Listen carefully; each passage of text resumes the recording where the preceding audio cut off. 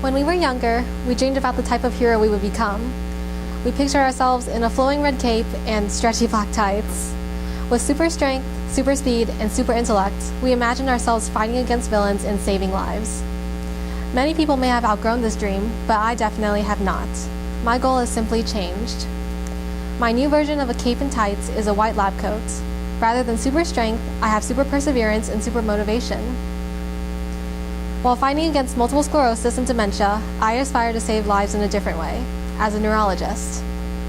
Hi, my name is Elayne Jo, and my field of study for the ISM program is neurology, which is a branch of medicine focusing on the nervous system and its function. Since my father is a neurologist, I was often able to view the type of work the medical field provides. As my father changed the lives of the people he treated, he inadvertently changed mine as well. From the first time I saw him treat a man with Parkinson's, I knew I wanted to dedicate my life to being a doctor and helping people who needed it. After researching the different fields of healthcare I could enter, I decided on neurology, just like my father. I found I was fascinated by the way the brain works and how diseases affect its function. In neurology, not only would I be able to save countless lives, but it would be while doing something I truly enjoy. In ISM, I aim to experience the pathway to becoming a neurologist first-handedly, while broadening my connections and understanding of the professional world. I believe ISM is truly a unique course that offers special opportunities pertaining to my school life and career. Through this program, I will not only acquire informational knowledge of my career choice, but invaluable skills, relationships, and memories. ISM is my first step in a long journey to becoming a neurologist, and this is where I'm going to share my journey with you. In terms of research, I really lacked direction at first and was trying to find something that caught my attention, which is not necessarily a bad thing, since I was able to gain a variety of new knowledge and further my passion for the field.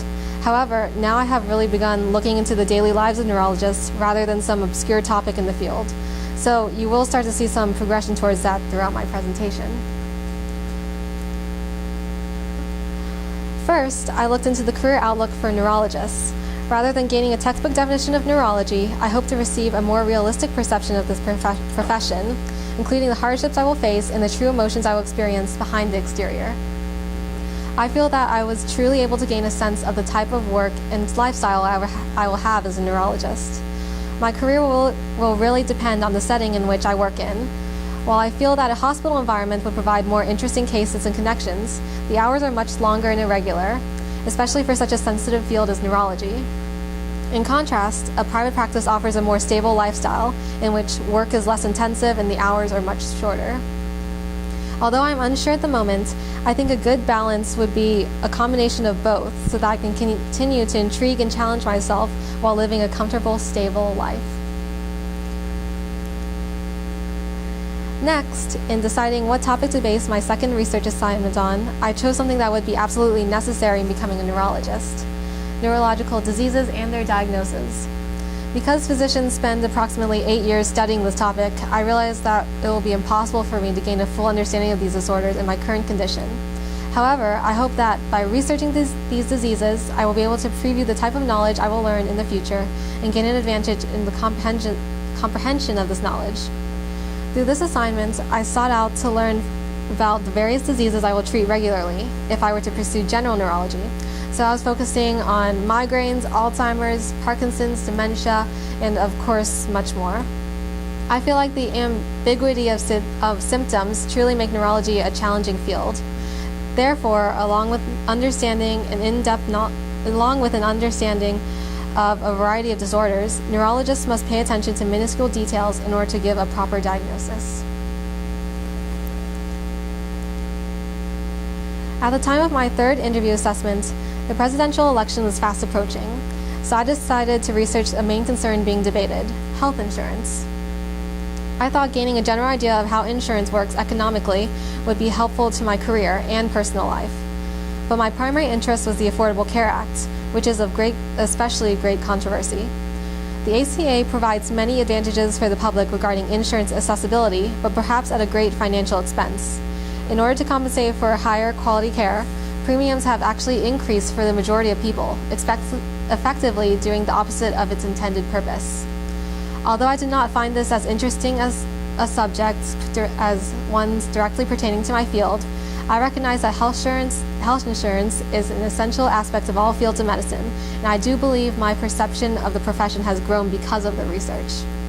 As an aspiring neurologist and individual in society, I hope to make use of this knowledge and apply it to my life in the future.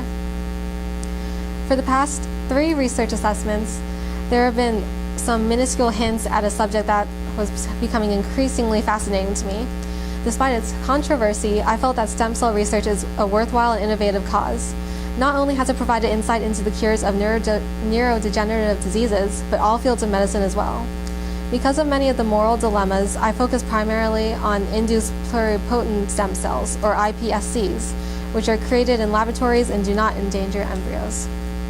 I think stem cell research has much potential with its ability to form organoids in the use of CRISPR, which will lead to an enhancement of our understanding of certain diseases and their cures and replacing damaged or dead cells. My 5th research assessment was over the Zika virus, which I found interesting because of its meteor exposure within the last few months.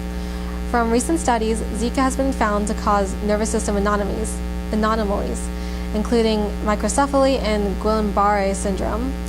While gaining important medicinal knowledge, I've begun to fully face the harsh realities of working as a physician for my research. I will constantly encounter the discouragement of incurable diseases while risking my own life to save others. However, succeeding in the face of these obstacles is a truly exciting prospect that will continue to motivate me throughout my career. Most recently, I researched dementia, one of the most prevalent neurological diseases worldwide. Since this is a condition which I will likely encounter regularly as a neurologist, I feel that it reflects positively that I found this to be one of my most engaging research assessments. The impairments of cognitive abilities and personality traits that characterize dementia especially interest me. One of the most intriguing aspects of symptoms for me is the science behind them. Although my current knowledge is very limited, I enjoyed learning about the biology that leads to these symptoms and having the ability to directly view the effect of mental diseases through diagnostic scans. After gaining a thorough understanding of this condition, I'm excited to delve even deeper within neurology in medical school and residency. Since very little is known about neurology, I embrace the idea that I will spend the rest of my career continuing to learn about neurological diseases.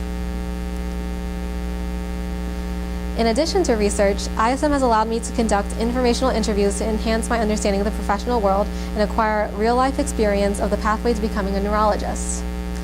Currently, I have only interviewed physicians at UT Southwestern Medical Center, but I feel that each have given me a unique perspective of neurology. My first interview was conducted with Dr. Padraig O'Sullivan, who is a neurologist and professor at UT Southwestern Medical Center, specializing in movement disorders. Because of my experiences with my father, I already had a vague idea of what an occupation in neurology entails. However, I had been completely unexposed to the idea of working in academics. From this interview, I learned that a career in this setting was arguably more comfortable compared to that of a private practice. While working with UT Southwestern Medical Center provided Dr. O'Sullivan with stable work hours and vacation hour benefits, his primary motive for becoming a professor was his love of teaching.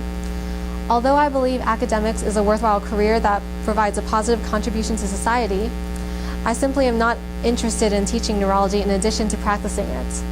Our discussion about research disorders and cures was a major highlight of our interview. Delving into his personal experiences, we covered deep brain stimulation and Wilson's disease. I thoroughly enjoyed learning about the potential cures and how the brain reacts to electrical impulses. The fact that DBS is able to significantly reduce Parkinson's disease tremors was especially intriguing. My second interview was conducted with Dr. Richard Dewey, who is a neurologist and section chief at UT Southwestern Medical Center, also specializing in movement disorders. This experience was unique in that he was allowing me to attend his lecture on tremors along with other medical students.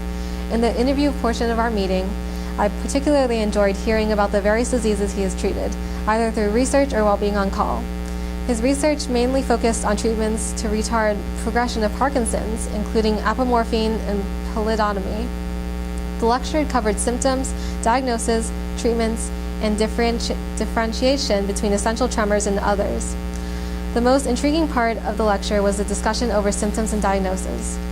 I enjoyed learning about essential tremors and how they affect the daily lives of patients, and viewing these effects myself through videos. This interview provided me not only with necessary knowledge to succeed in the medical field, but a unique opportunity to experience this path firsthand.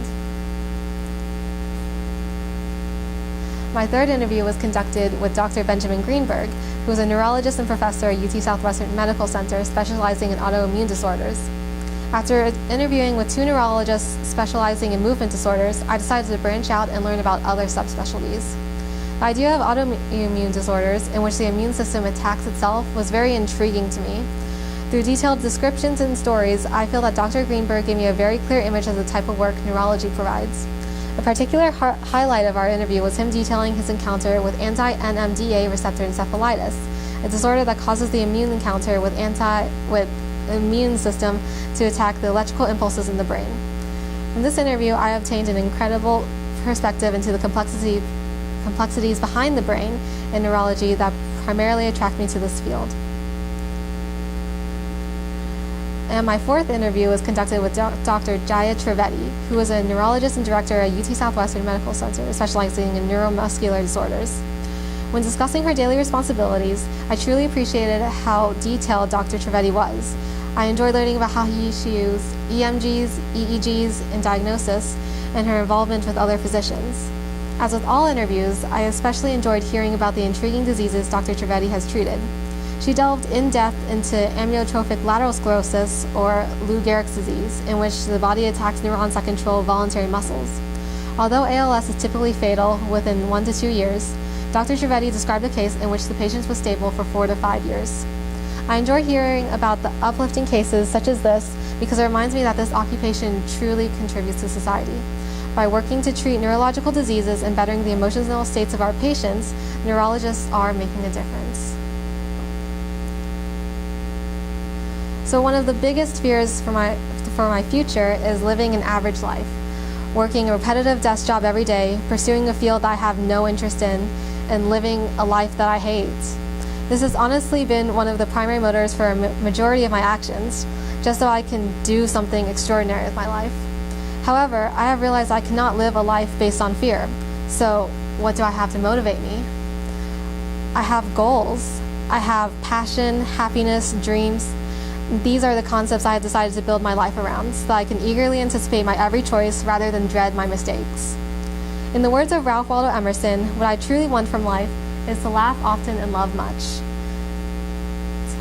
to win the respect of intelligent people and the affection of children, to appreciate beauty, to find the best in others, to give of oneself, to leave the world a bit better, whether by a healthy child, a garden patch, or a redeemed social condition, to have played and laughed with enthusiasm and sung with exultation, to know even one life has breathed easier because I have lived. This is to have succeeded. Okay, so maybe we're not real superheroes, but I think we all have a little I want to save the world in us. This is why we're here, why we wake up and challenge ourselves every day, why we strive for things other people can't even dream of. Therefore, although I know I cannot actually save the world, I can certainly try, one life at a time. Thank you.